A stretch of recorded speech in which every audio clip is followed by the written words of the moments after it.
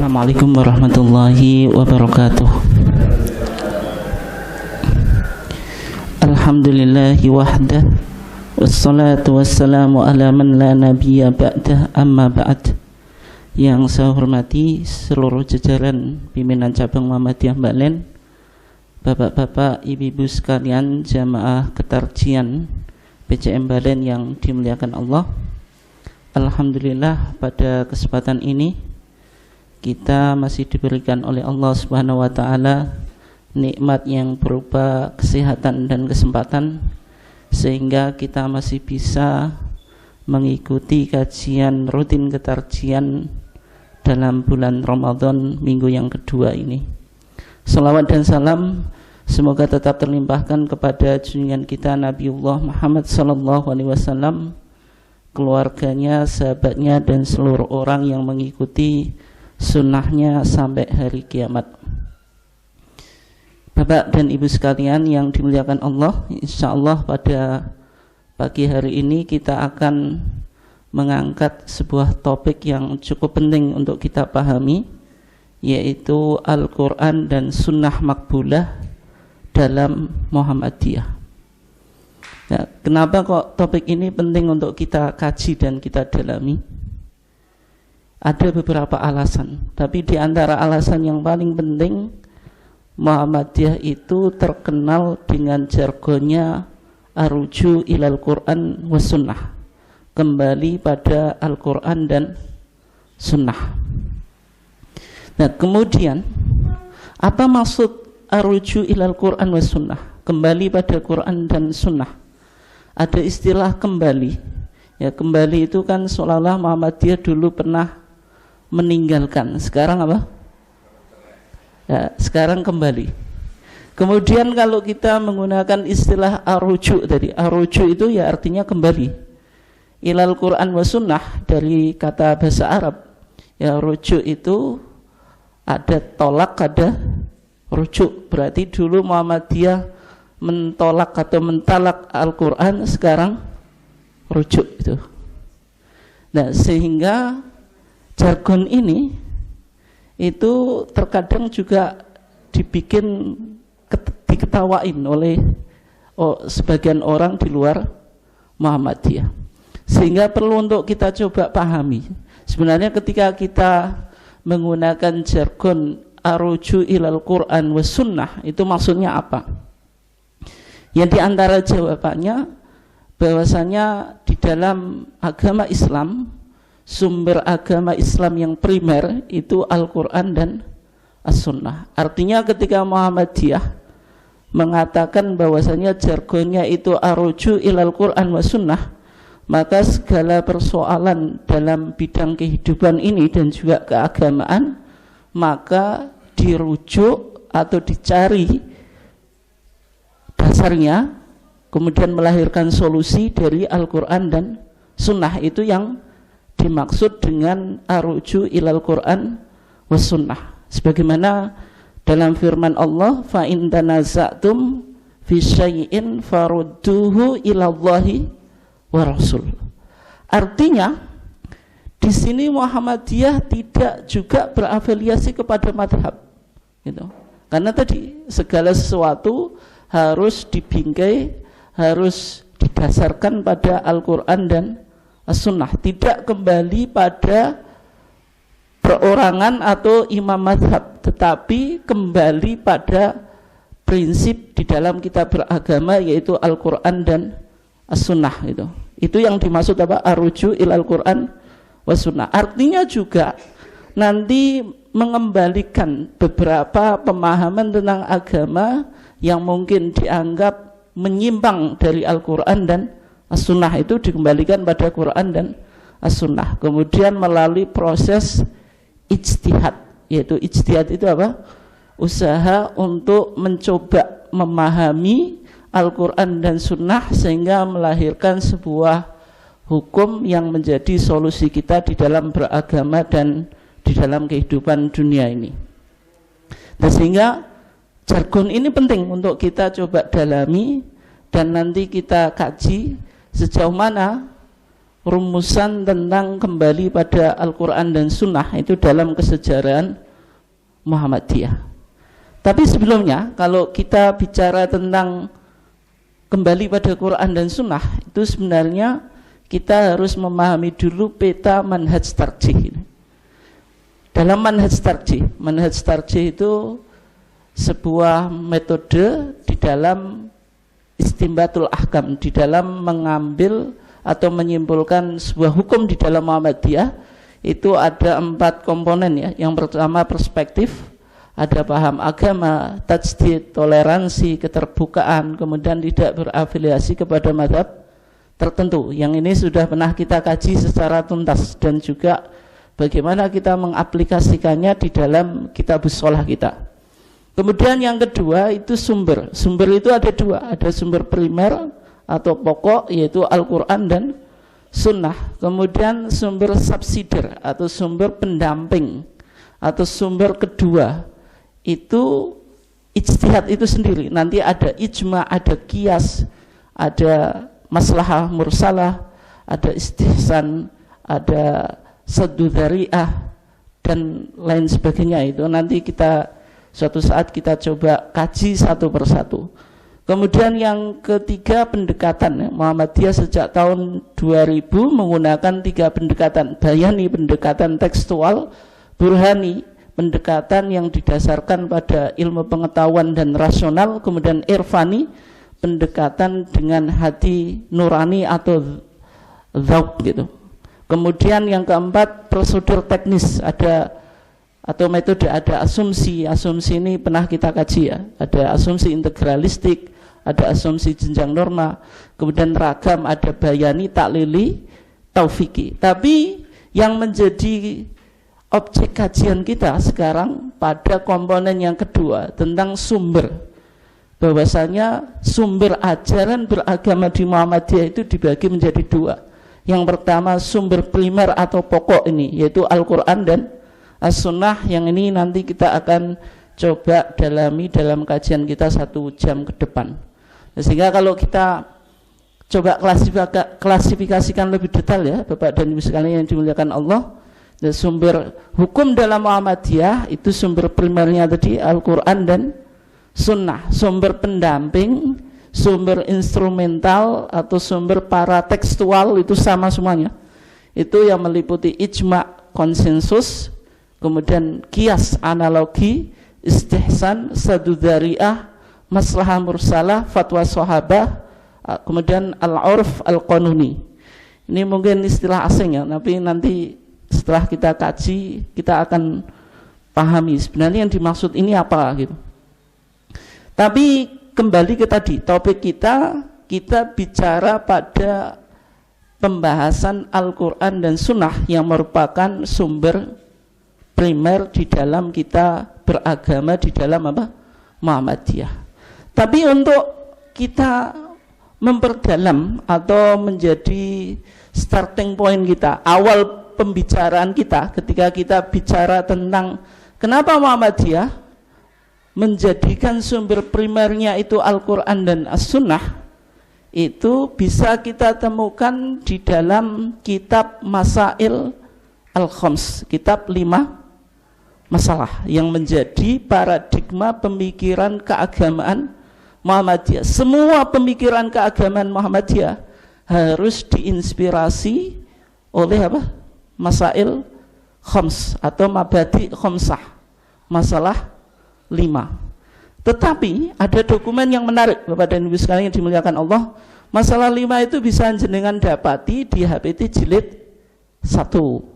Itu di HPT jilid 1. Tapi yang saya tampilkan ini data yang dulu dihimpun oleh Hotbestur atau pimpinan pusat Muhammadiyah, karena pimpinan pusat Muhammadiyah ketika itu mengajukan 5 pertanyaan kepada cabang dan grup Muhammadiyah. Dulu istilahnya masih cabang dan grup Muhammadiyah, dan juga ulama-ulama Muhammadiyah yang bisa menjawab 5 pertanyaan.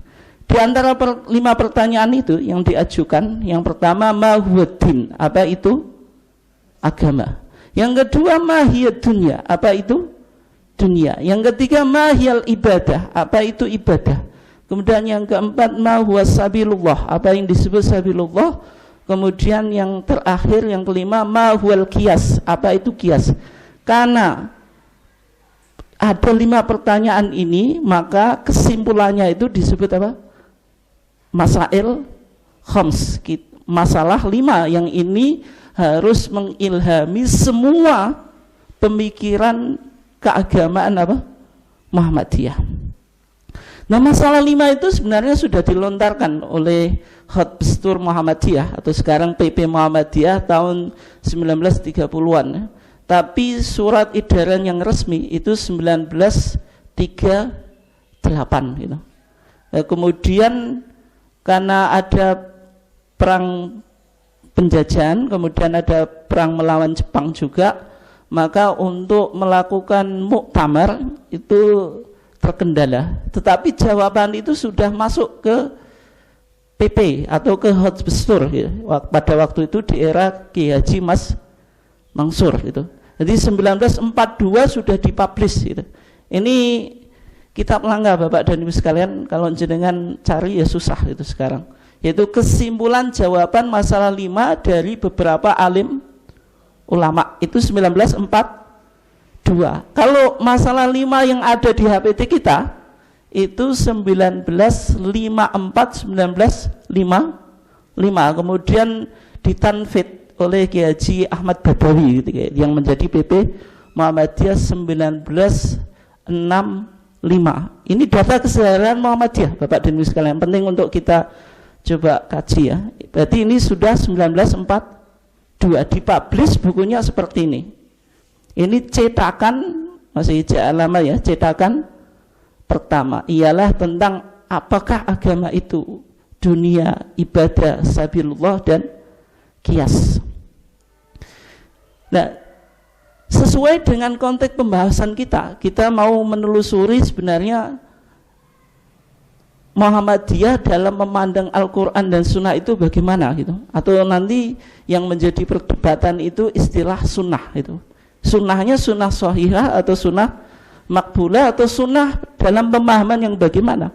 Nah, kita dapati Bapak dan Ibu sekalian yang dimuliakan Allah, ketika kita ingin bicara tentang sumber pokok di dalam beragama yang dipahami oleh Muhammadiyah, kita temukan yang pertama di masalah 5 dalam definisi ma huwa din, yaitu apa itu agama atau ta'rifuddin, apa yang disebut dengan agama. Dulu jawabannya ini berbeda nanti dengan yang ada di HPT jenengan. Dulu jawabannya yang masuk ke Hotbestur Muhammadiyah kemudian diseleksi dan diverifikasi oleh Ki Haji Mas Mansur, itu rumusannya ya. Ini nanti 1954 1955 itu dibawa ke muktamar di Yogyakarta. Ketika mendefinisikan agama itu apa? Wafil istilah, agama itu secara terminologi ala ma wada'ahu Allahu fi kitabihil hakim, yaitu apa yang telah ditetapkan oleh Allah fi kitabihil hakim, di dalam kitabnya yang hakim. Tapi nanti HPT kita setelah dibahas di muktamar menjadi apa? Fil Quran apa? Fil Quran saja. Kemudian wasunnati nabiyhi as-sahihah, dan sunnah nabinya yaitu Nabi Allah as-sahihah, yaitu yang sahihah. Kemudian nanti menjadi apa? Wa ma ja'at bihi as-sunnatu as-sahihah. Jadi intinya di sini kita pahami bahwasanya Muhammadiyah dalam memahami agama itu sudah ditetapkan oleh Allah di dalam Al-Quran dan juga ditetapkan oleh Nabi Allah atau Nabiullah dalam apa? Sunnahnya yang sahihah. Isinya minal awamir wan nawahi wal irsyadat. Isinya 3. Yang pertama perintah, yang kedua larangan, yang ketiga apa? Petunjuk. Limaslahatil bashar dunyahum wa ukhrahum, untuk kemaslahatan manusia baik di dunia dan di akhirat. Ini masih sama ya nanti dengan yang disepakati oleh muktamar ya. Cuma ya yang lanjutannya ini yang dihilangkan ya. Wudhi'at, agama itu diletakkan li tausiah, karena memperluas, wa taisir, dan mempermudah, la lil kharaj wa taksir, tidak untuk menyempitkan dan menyukarkan. Ini penting Bapak dan Ibu sekalian, terutama ketika Muhammadiyah ingin tadi beragama secara menggembirakan. Dulu rumusan kita memang Muhammadiyah dalam memahami agama itu li tausi'ah wa taisir. Makanya Kiai Haji Mas Mansur di 12 langkah itu kan diantaranya apa? Memperluas paham agama. Itu li tausi'ah wa taisir, prinsip beragama di dalam Muhammadiyah yang menunjukkan kemudahan itu. Ini penting untuk kita apa? Coba gali dari data. Maksudnya data Muhammadiyah memang sejak awal Muhammadiyah memahami orang beragama itu mudah. Tapi bukan memudahkan loh. Artinya syariat itu mudah untuk diaplikasikan. Tapi bukan mempermudah atau apa bahasa Jawanya? Gampang no, bukan semacam itu ya. Oke. Kemudian ketika dibahas di Muktamar Jogja itu tahun 1954-1955, jawaban yang diseleksi oleh Kiai Haji Mas Mansur tadi disepakati oleh muktamirin, sehingga definisi agama kita yang ini baku Bapak dan Ibu sekalian, yang jenengan bisa dapatkan di PT. Ini penting loh, sejarah ini belum tentu semua orang Muhammadiyah bisa menelusuri. Maksudnya mungkin jenengan kalau bicara definisi agama ya langsung ini kan, tapi bagaimana sejarah dulu dalam merumuskan itu kan perlu untuk kembali pada data-data yang ada di dalam atau dokumen di Muhammadiyah. Kemudian disimpulkan yang disebut agama itu ad-din ay ad-dinu al-islami alladzi jaa bihi Muhammadun sallallahu alaihi wasallam huwa ma anzalahu Allah fil Quran. Agama itu apa yang diturunkan oleh Allah di dalam Quran. Kalau yang jawaban yang diseleksi oleh Kiai Haji Mas Mansur itu fi kitabihil hakim, itu enggak ada masalah gitu. Mungkin redaksinya berbeda tapi maknanya apa? Sama. Kemudian wa ma ja'at bihi as-sunnatu as-sahihah, ini dari yang redaksi lama wa sunnati nabiyhi as-sahihah, sebenarnya juga sama, yaitu dari sunnati nabiyhi, sunnahnya Nabi menjadi as-sunnah saja, kemudian as-sahihah, yaitu sunnahnya apa? Sahihah. Ini artinya dari sini dulu kesimpulan kita, sumber ajaran agama di dalam Muhammadiyah yang pertama apa? Al-Quran, yang kedua as-sunnah as-sahihah. Kemudian ketika kita tadi membahas tentang sumber ajaran agama di Muhammadiyah, sebenarnya juga ditemukan di kitab Masail al-Khams ketika menjawab pertanyaan yang terakhir, yaitu mahwal qiyas. Apa yang disebut qiyas? Artinya Muhammadiyah dulu sudah membahas qiyas ya, meskipun banyak warga Muhammadiyah sekarang Muhammadiyah pakai qiyas, enggak. Kenapa? Karena qiyas sudah milik sebelah gitu. Padahal kita sejak dulu sudah membahas apa? Qiyas. Karena qiyas itu ijtihad dalam sikop kecil, tapi dalam ruang lingkup yang lebih besar, yaitu ya ijtihad itu. Maksudnya menggali hukum dari permasalahan yang baik ada dasarnya secara tekstual maupun tidak.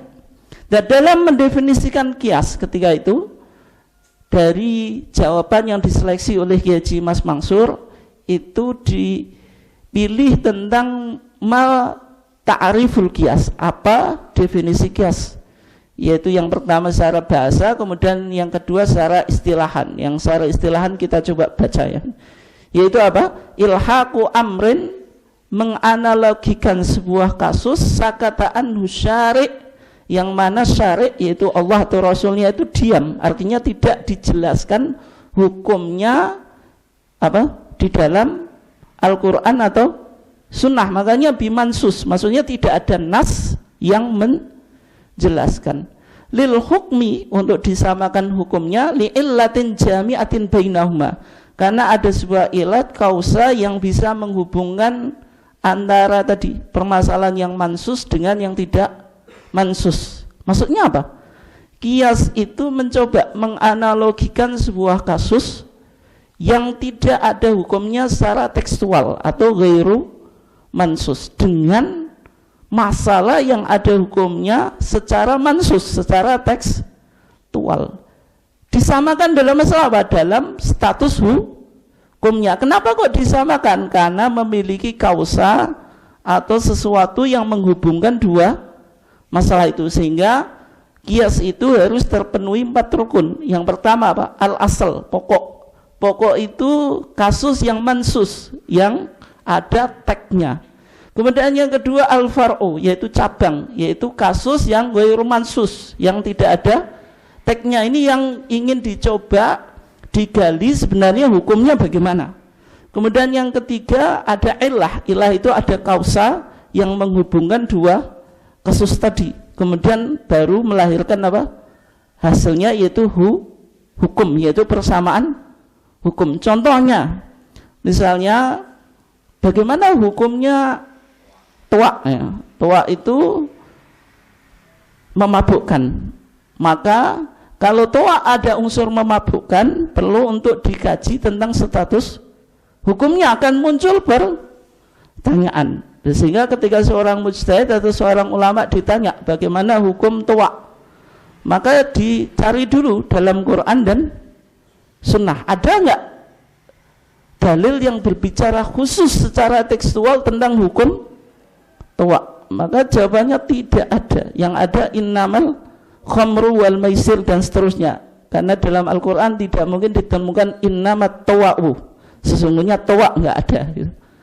Nah, kemudian dipahami khamr ini apa?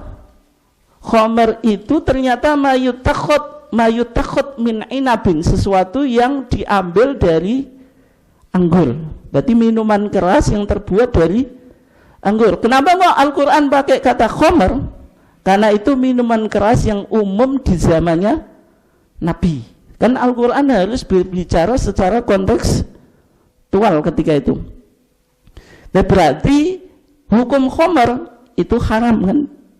Mansus, ada tagnya dari Al-Quran. Berarti ini dijadikan pokok. Lah kemudian toak ini jadi apa? Far', yaitu cabang, yaitu sesuatu yang mau dicari tentang hukumnya.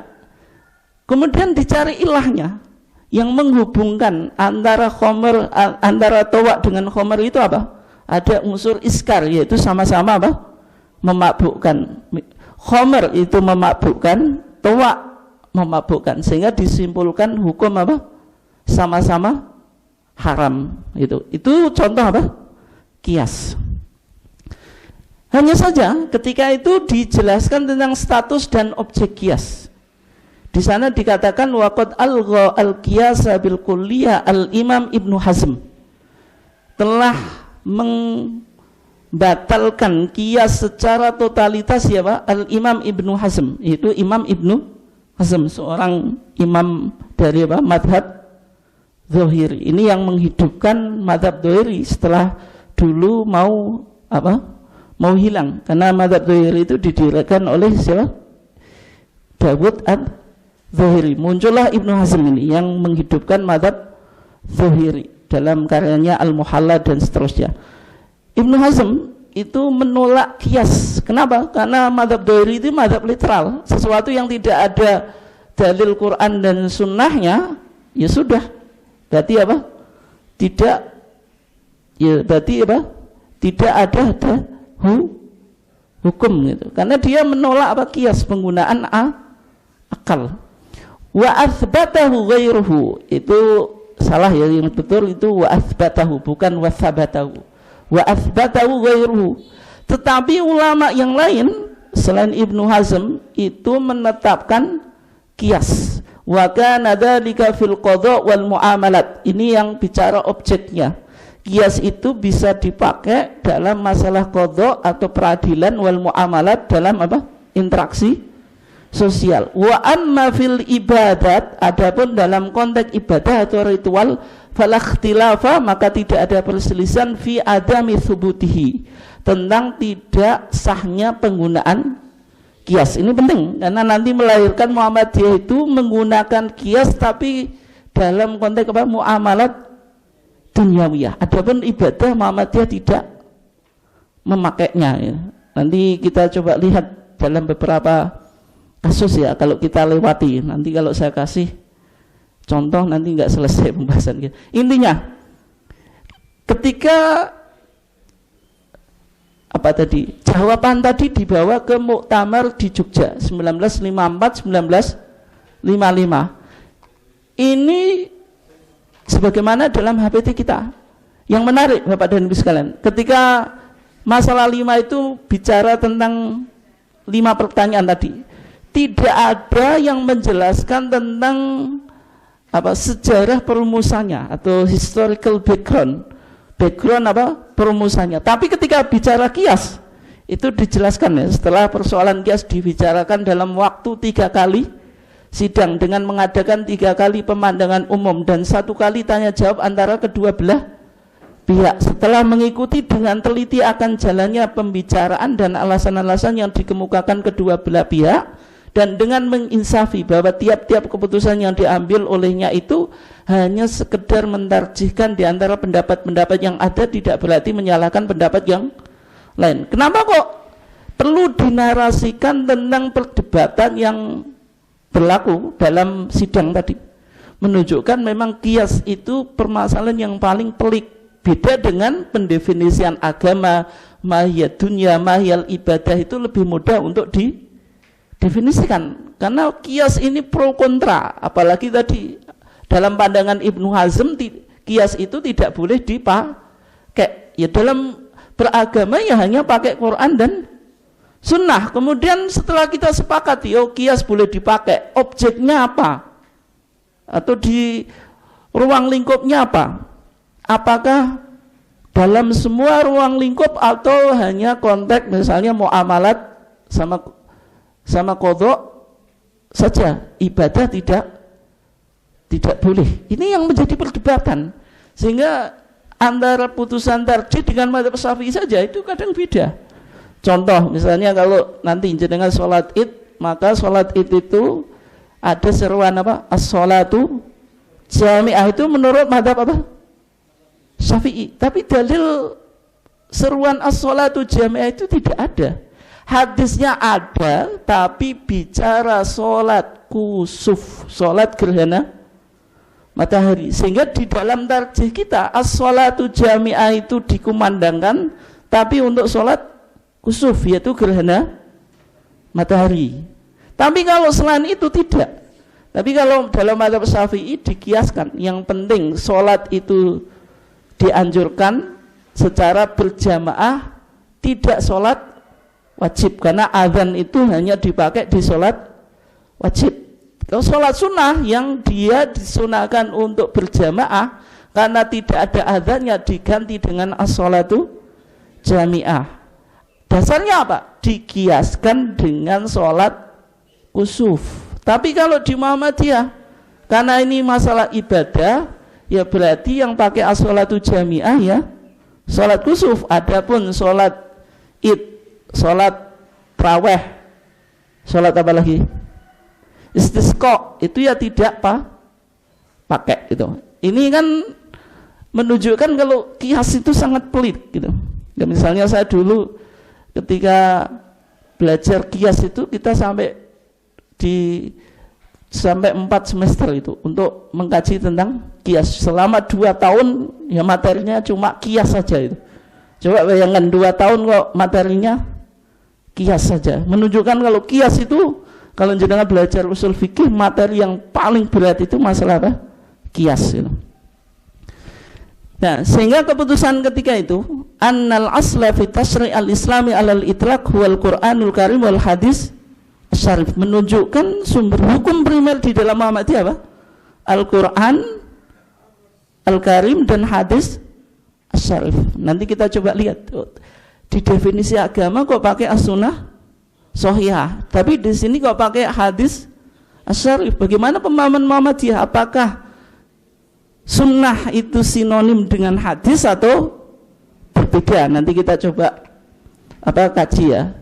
Kemudian dijelaskan kias itu dipakai kapan? Ketika ada sebuah keadaan yang mengharuskan muncul sebuah apa?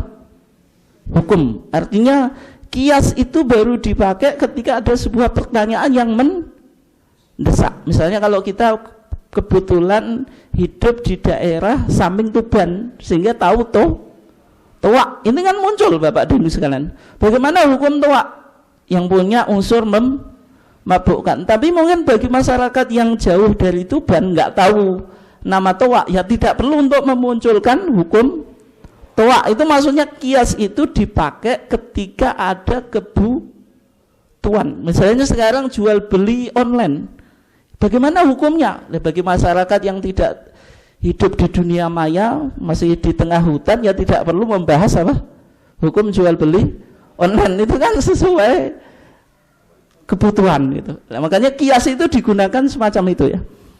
Walisat hiya minal umur al ibadat. Kias itu tidak diaplikasikan dalam perkara ibadah al maqdoh, ibadah yang maqdoh khusus. Berarti kalau ibadah amah muamalat atau peradilan boleh. Walam yarid fi hukmihan nasun sharihun minal Qur'an wa awis sunnah as-sahihah.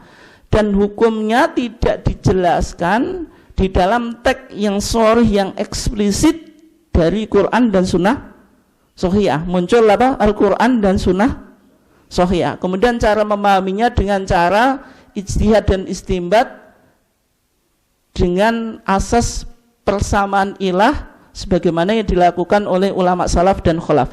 Intinya di sini Bapak dan Ibu sekalian yang dimuliakan Allah, intinya Muhammadiyah sumber hukumnya apa? Al-Quran dan sunnah sahihah atau al-hadis asyarif. Kemudian metodenya dengan istimbat. Maksudnya istimbat itu digunakan untuk menggali hukum dari Quran dan sunnah.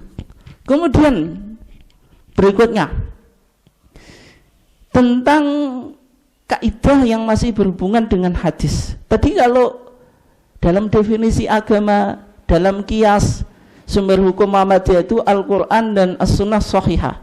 Bagaimana sekarang tentang status hadis yang dhaif? Kalau hadis dhaif berarti tidak masuk sunnah sahihah.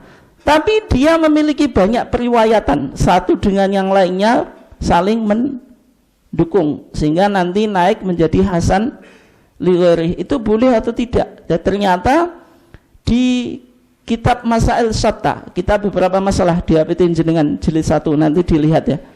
Pasal ke-21 ada bab usul fikih. Maksudnya usul fikih ini apa? Usul fikih yang berkaitan dengan penggunaan hadis, Bapak dan Ibu sekalian. Ini penting, kalau jenengan baca HPT susah ya untuk maksudnya usul fikih apa? Aplikasinya bagaimana? Itu kalau nggak ngaji ya nggak paham, meskipun punya HPT.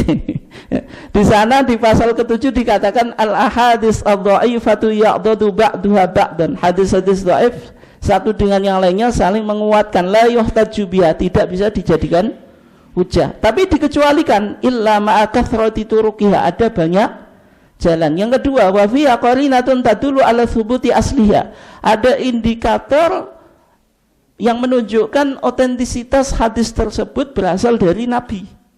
Kemudian yang berikutnya, walam tu'aridil Quran, tidak kontradiksi dengan Al-Quran, wal hadis as-sahih, atau kontradiksi dengan hadis yang lebih sahih.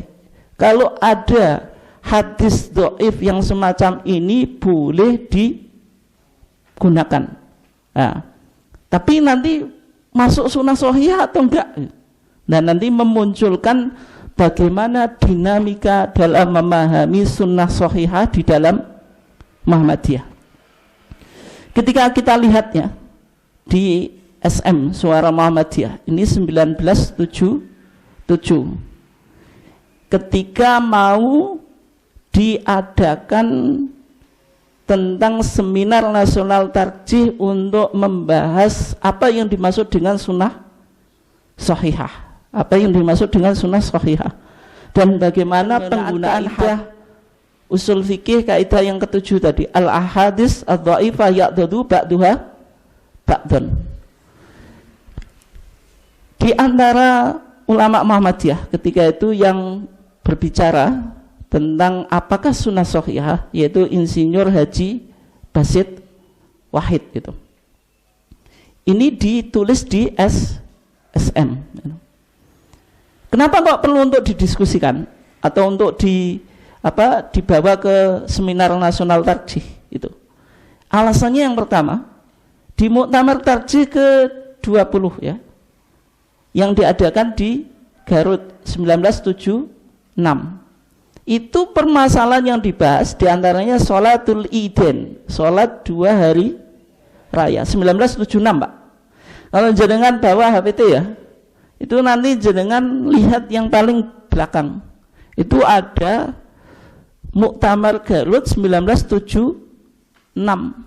Tapi kalau jenengan cari di HPT, putusannya diantaranya tentang putusan sholat Idin, jenengan cari nggak akan ketemu gitu.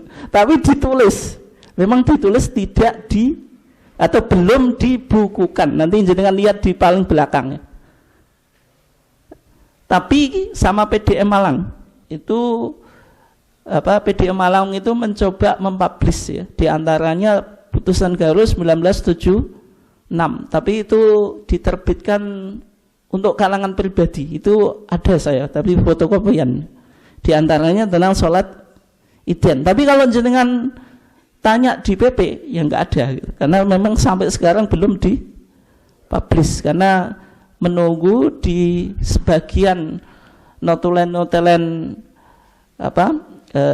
Muktamar Tarjih belum ditemukan, daripada dipublish parsial menunggu yang lebih lengkap. Janjinya PP pasca muktamar ini, tapi sampai sekarang belum ada beritanya. Mudah-mudahan cepat ya, sehingga bagi jenengan tidak membingungkan. Oh, kita ngaji HPT kok HPT jilid 1 langsung jilid 3, jilid 2-nya mana, itu kan kadang bingung ya, apalagi yang baru belajar HPT gitu, akhirnya bingung gitu, HPT 2-nya mana gitu. Jadi antara HPT 2 itu bicara sholat Idin.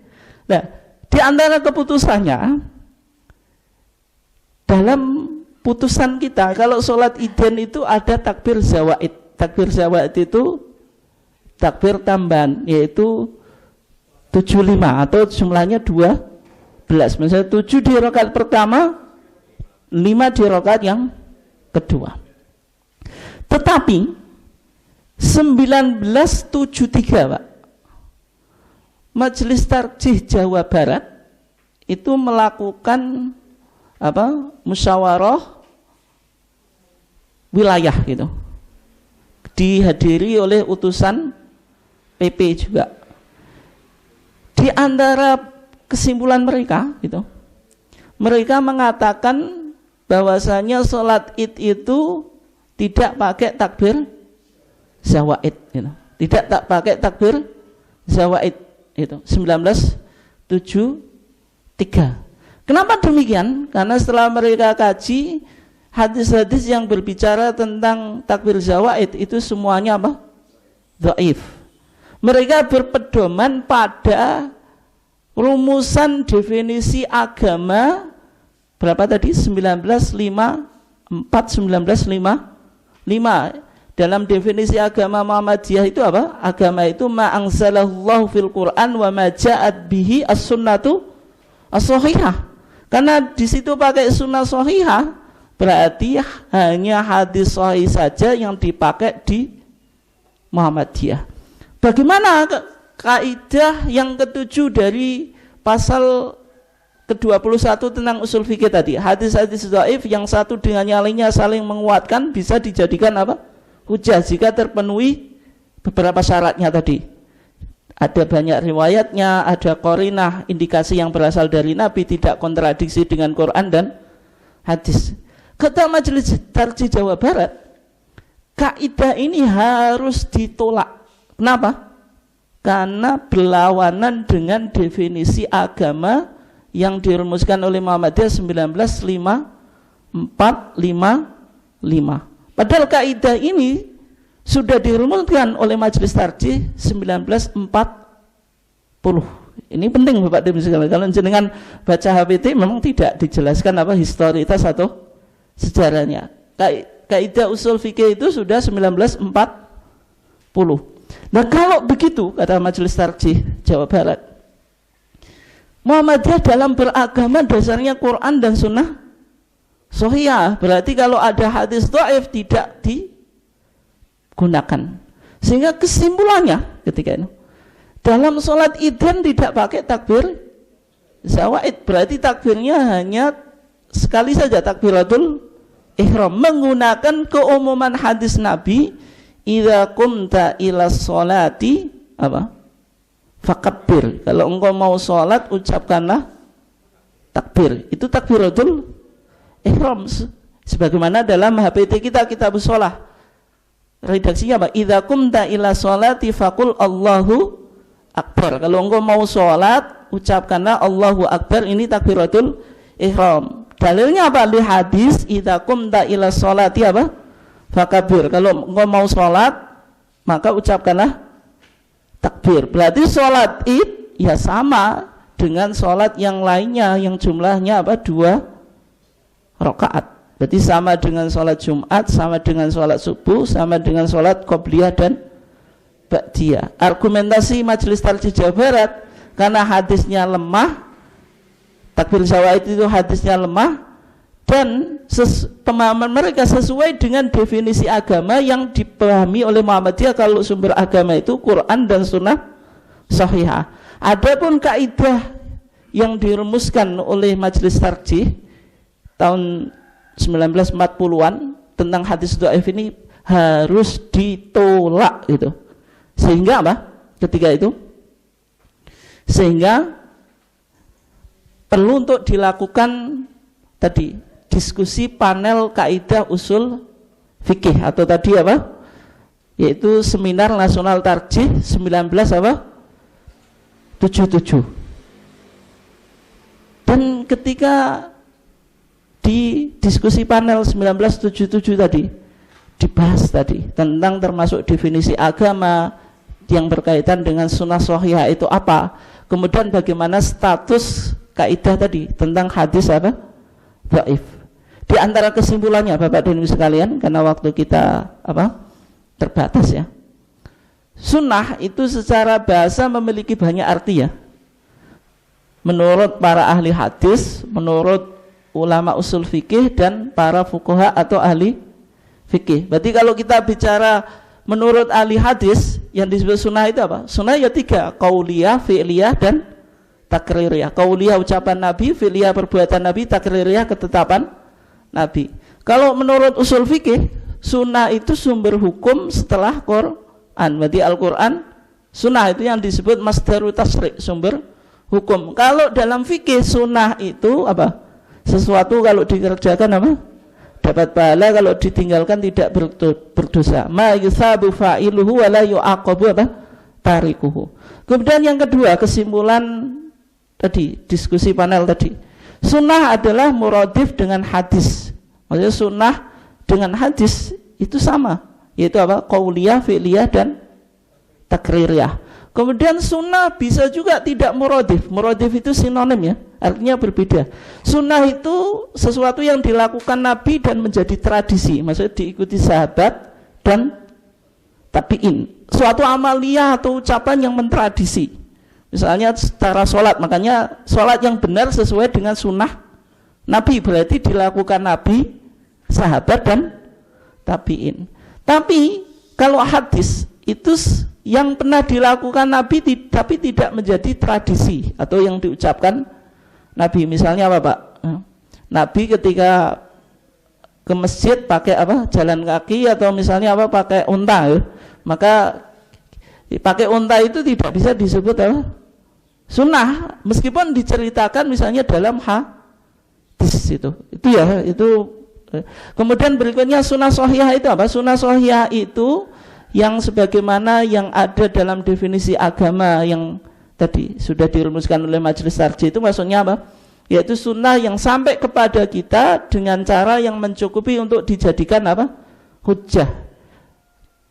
Maksudnya sunnah yang bisa dijadikan hujjah. Sehingga di sini diklasifikasikan dalam masalah akidah harus pakai mutawatir. Ini ya. Meskipun nanti kita butuh kajian khusus ya nih. Kemudian kalau masalah soal amaliyah atau furu' tidak harus mutawatir, boleh pakai ahad, baik statusnya itu apa? Sahih atau hasan. Artinya sunnah sahihah dalam definisi agama sebagaimana dalam masalah 5 tadi dalam pandangan Muhammadiyah apa?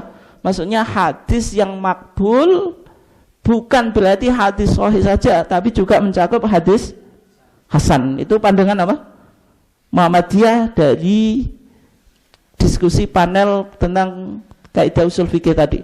Nah, kemudian kaidah usul fikih yang berkaitan dengan penggunaan hadis dhaif tadi itu sudah tepat, tidak perlu untuk dikoreksi gitu. Kemudian nanti juga ada ajarah wa ta'dil itu. Sebagaimana kaidah berikutnya ya, yaitu al-jarhu muqaddamun ala ta'dil ba'da al-bayan asy-syafi al-mu'tabar syar'an. Artinya kaidah ini juga sudah tepat, hanya saja nanti disyaratkan kalau ulama yang mengkritik perawi-rawi itu disyaratkan dia harus bertemu atau paling tidak memiliki sanad. Ini berat Bapak Deni, butuh apa pelan-pelan ya, tapi waktu kita minimal nanti dengan topik-topik yang lain akan jelas ya intinya. Ya. Dari situ tahun 1985 1990 gitu, di masa Kiai Haji Azhar Basir dan Profesor Asmuni Abdurrahman ya, itu baru dirumuskan poin-poin dalam manhaj tarjih, itu ada 16 itu. Di antara poin yang pertama apa? Di dalam beristidlal dasar utamanya Al-Qur'an dan As-Sunnah sahihah. Artinya ini karena tadi sudah 1985 sudah selesai apa? Diskusi panel berapa tadi? 1977. Oke. Nah, kemudian di era Pak Amin Abdullah di putusan tarjih Jakarta tahun 2022 ini manhaj tarjih dan pengembangan pemikiran Islam itu. Di sana dijelaskan apa? Sumber ajaran agama adalah Al-Qur'an dan Sunnah Al-Makbulah. Dulu As-Sunnah Sahihah, kemudian dari hasil diskusi panel ditetapkan, maksudnya Sunnah Sahihah itu ya makbulah. Di era Profesor Asmuni Abdurrahman dan Kiai Haji Azhar Basir itu juga sudah pakai Sunnah Makbulah. Tapi secara resmi dikokohkan lagi di putusan tarjih Jakarta tahun 2000, maksudnya Sunnah Sahihah itu makbulah. Itu ini bisa di-download Bapak dan Ibu sekalian di internet ya, tentang manhaj tarjih dan pengembangan pemikiran Islam yang hasil Muktamar Jakarta tahun 2000 itu. Intinya Mas, kenapa pakai Sunnah Makbulah? Itu perbaikan dari terminologi sebelumnya karena pernah disalahpahami oleh apa Majelis Tarjih Jawa Barat gitu. Nah, sehingga tadi Muhammadiyah pakai sunnah apa? Makbulah, mencakup hadis sahih dan hadis hasan. Bagaimana kaidah yang ketujuh di dalam usul fikih tadi? Kaidah ini ya valid. Artinya apa? Sudah tepat, tidak perlu untuk dikoreksi kembali gitu. Nah, sekarang aplikasinya Bapak dan Ibu sekalian yang dimuliakan Allah. Ini yang paling penting ya. Karena kita momentumnya puasa, nanti akan melakukan sholat Id itu. Kita lihat fatwa tarjih yang ada di TJA jilid 1 halaman 96 ya, tentang takbir zawaid gitu. Hasil putusan tarjih ke-20 di Garut 1976 ya, tentang sholat idan itu, diantara keputusannya apa? Tsumma yukabbir, kemudian orang itu takbir ba'da takbiratil ihram, setelah takbiratil ihram sab'a takbiratin, 7 takbir li raq'ah al-ula, untuk rakaat yang pertama. Intinya 7 itu selain takbiratul ihram Bapak dan Ibu sekalian. Berarti 8 dengan takbiratul ihram ya. Berarti Muhammadiyah sama dengan mazhab Syafi'i. Perlu dicatat ya. Soalnya di sebagian tempat ya, kebetulan yang diminta imam dan khotib itu afiliasi pemikirannya ke Saudi atau ke Hambali. Kalau di Hambali itu ngitung 7-nya itu termasuk takbiratul ihram, sehingga jamaahnya bingung gitu. Duh, tadi kok imamnya 7 kok tidak 8. Maksudnya takbir zawaid itu 7 itu ya termasuk takbiratul ihram. Kalau kita di Muhammadiyah sama dengan mazhab Syafi'i. Ketika imamnya ditanya, pemahaman 7 itu tadi termasuk takbiratul ihram. Berarti kalau kita di Muhammadiyah sama dengan mazhab Syafi'i. Berarti kalau sama takbiratul ihram ya 8 gitu. Meskipun pemahaman mazhab Hambali dan juga Ahasan, ada juga mungkin Ahasan di pengajaran sholat bilang 7 itu termasuk takbiratul ihram. Wa khamsan li tsaniyah, dan 5 di rakaat yang kedua. Ini putusan sudah menjadi putusan 1976, meskipun putusan ini ditolak oleh Majelis Tarjih Jawa Barat. Kenapa? Karena status hadisnya dhaif gitu. Semua hadisnya apa? Dhaif. Di antara hadisnya ya, riwayat Ahmad Ibnu Majah dari Amr ibn Shu'aib, dari ayahnya, dari kakeknya ya. Sesungguhnya Nabi itu kabbara fil id, takbir di salat id, itsnatai asyrata takbiratan, 12 takbir. Fil ula sab'an, di rakaat pertama itu 7, wa khamsan fil akhirah, dan 5 di rakaat yang kedua. Ini hadis yang pertama. Hadis yang kedua itu hadis Daruqutni dan Abu Dawud. Di sana dikatakan Nabi bersabda, at-takbir fil fitri sab'un fil ula. Ini hati-hati Bapak dan Ibu sekalian, kalau jenengan baca TJA itu beberapa kutipan, tapi enggak semuanya, ada yang salah tulis gitu. Makanya penting ngaji, kalau enggak ini bahaya juga. Sab'an fil ula, bukan fil awal. Sab'an fil ula, karena bicara takbiroh itu. Ini HPT salah tulis ya. Bukan fil awal tapi fil ula. Khamsun fil akhirah itu. Kemudian hadis berikutnya hadis Amr ibn Auf al-Muzani.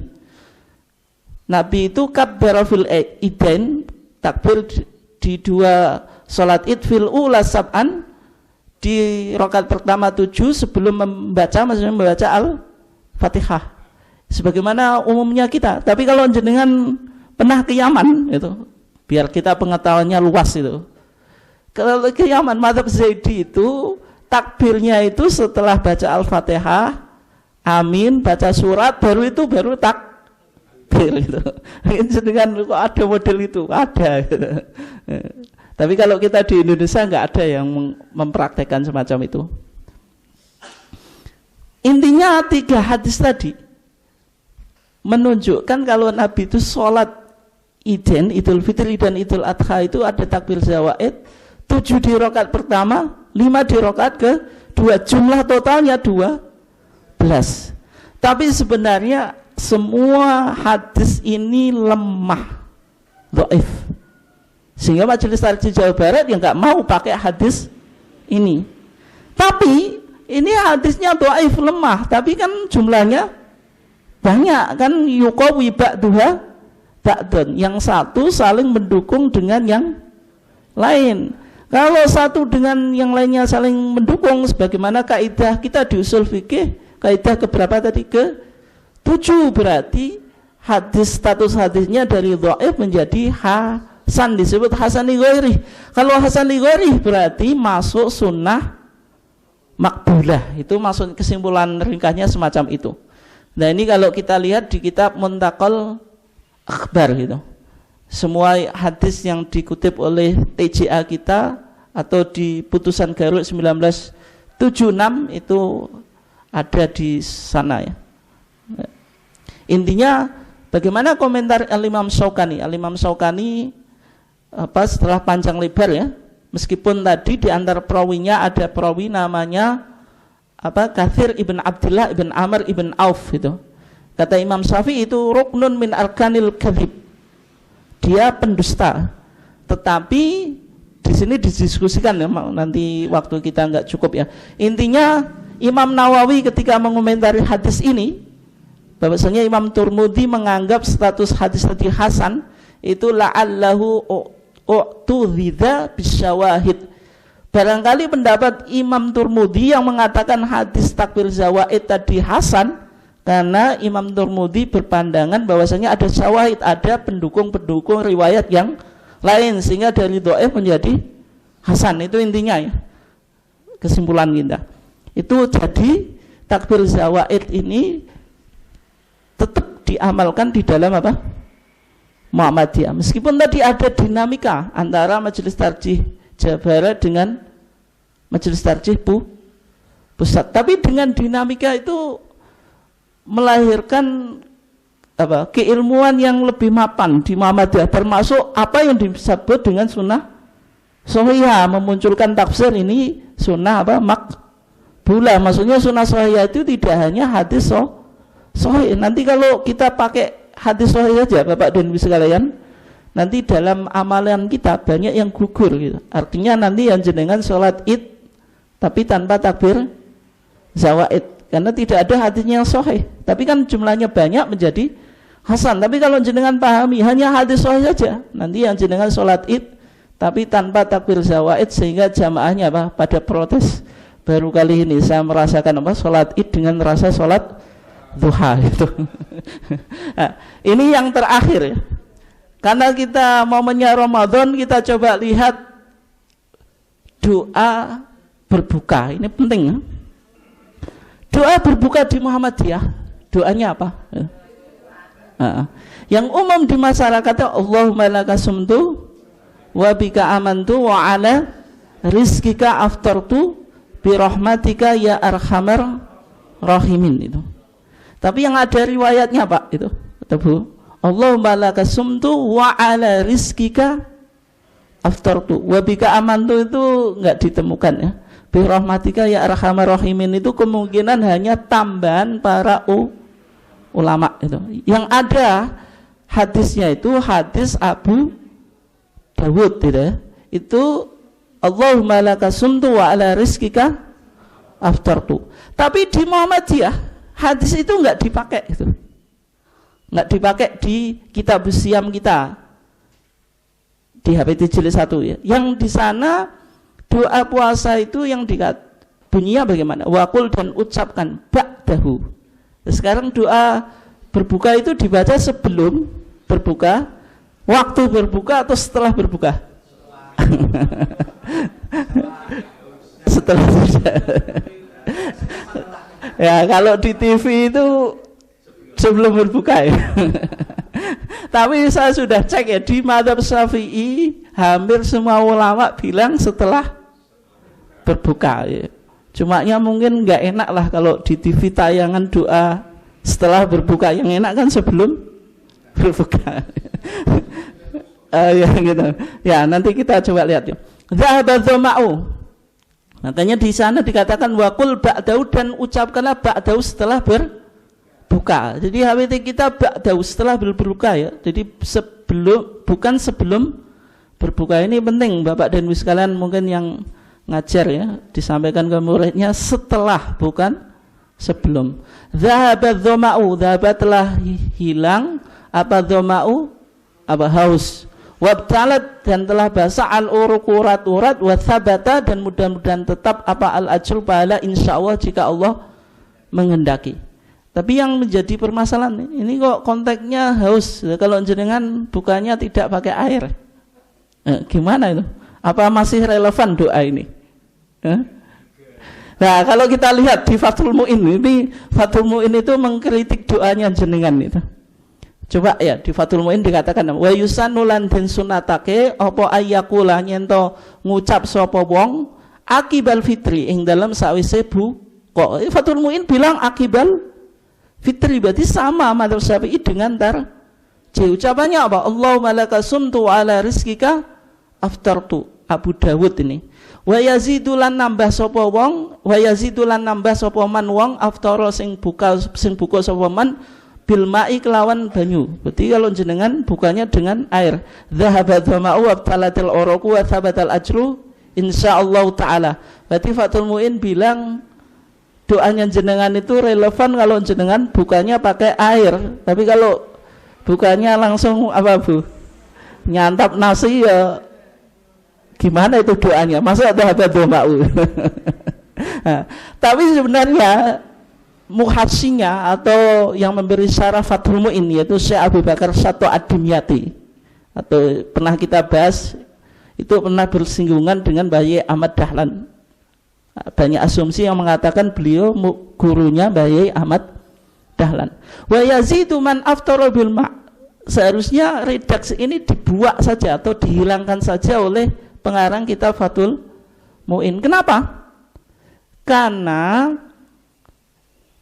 dhahabadhu ma'ayuti tidak harus berbuka dengan air, tetapi buka dengan apa saja, karena waktu orang berbuka itu ya diantaranya apa? Ingin menghilangkan dahaga itu. Sehingga kata Syekh Abu Bakar Satu Ad-Dimyati, seharusnya Allahumma laka sumtu wa ala rizqika aftartu dhahabadhu ma'u wabtalatil uruq wa thabatal ajru insyaallah. Bukan sebagaimana yang dikatakan di Fathul Mu'in, kalau dhahabadhu ma'u itu kalau orang yang berbuka dengan air, itu artinya. Dan juga ternyata di Irsadul Ibad, sudah saya cek ya, penulisnya sama, Syekh Zainuddin Al-Malibari atau pengarang Fathul Mu'in. Di kitabnya yang Irsadul Ibad, dia itu tidak mengatakan kalau dhahabadhu ma'u itu hanya untuk orang yang berbuka dengan air. Artinya doa ini digabung. Tapi kalau Muhammadiyah tidak. Kenapa tidak di Muhammadiyah? Di antara alasannya Bapak dan Ibu sekalian, ternyata hadis tadi Allahumma laka sumtu wa ala rizqika aftartu, itu hadisnya ada kritikan sanadnya. Ini Syarah Umdatus Salik wa Uddatun Nasik yang ditulis oleh Al-Jufri. Ini madhabnya Syafi'i juga. Wa yaqulu, dan mengucapkan orang yang berpuasa inda fitrihi, apa yang diriwayatkan oleh Mu'ad ibn Zuhrah. Anna Nabi sallallahu alaihi wasallam kana idza aftara qala Allahumma laka sumtu wa ala rizqika aftartu. Makanya tadi tidak ada wabika amantu. Riwayat siapa? Rawahu Abu Dawud, riwayat Abu Dawud. Wa Mu'ad itu perawinya Ibn Zuhrah. Lam yudrik, tidak pernah ketemu an-nabiyya, ke Nabi. Berarti perawi Mu'ad Ibn Zuhrah tidak pernah ketemu Nabi. Berarti seorang tabi'in meriwayatkan dari Nabi, sahabatnya dimisingkan, dihilangkan.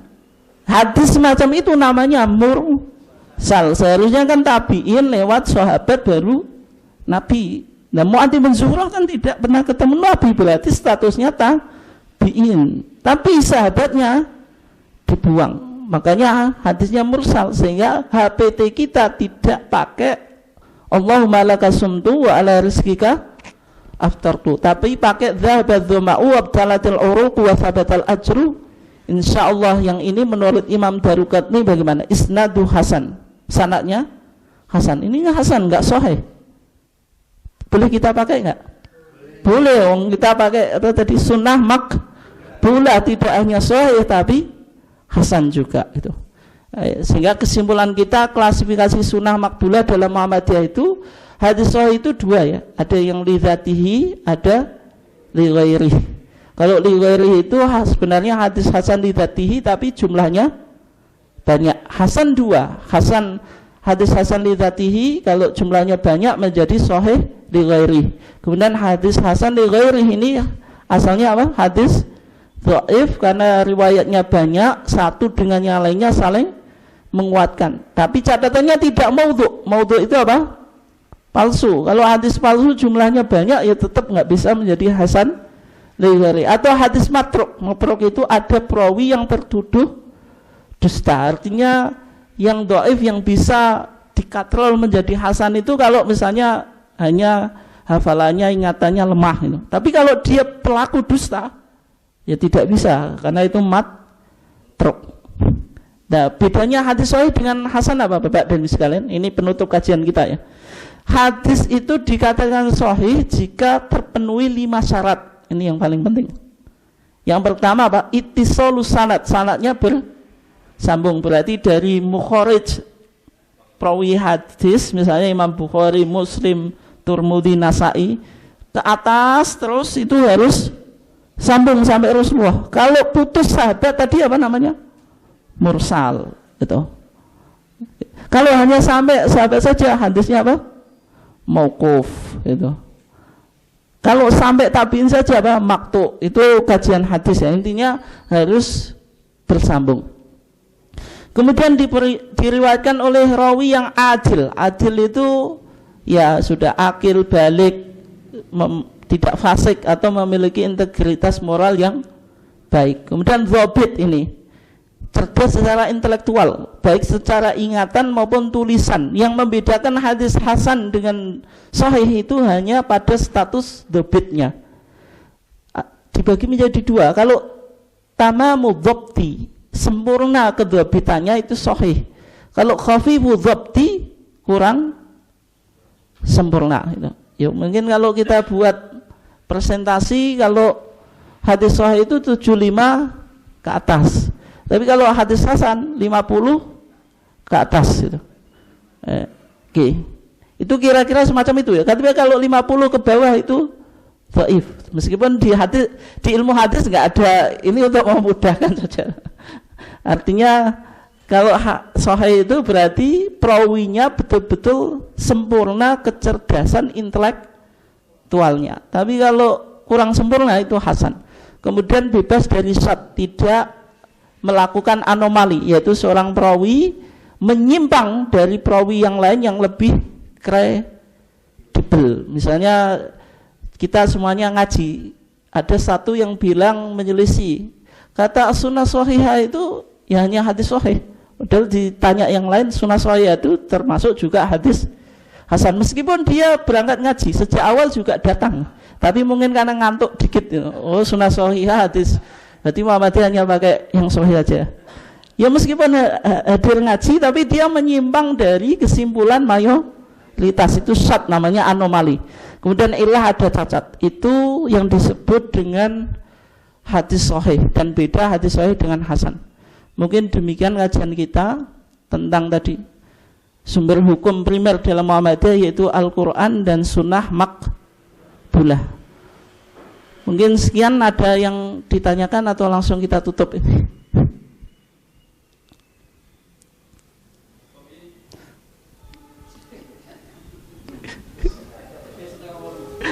Nggak ada yang ditanyakan ya? Ya, karena nggak ada, langsung kita tutup dengan bacaan alhamdulillah. Assalamualaikum warahmatullahi wabarakatuh.